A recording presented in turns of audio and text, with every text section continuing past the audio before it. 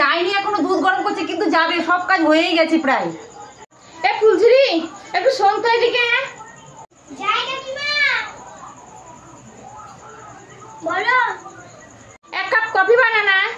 ফুলঝুরি তাড়াতাড়ি করে আমাকে 1 কাপ চা বানিয়ে দে, আমি কিন্তু চা খাবো আগে, তারপর কফি বানাবি তুই।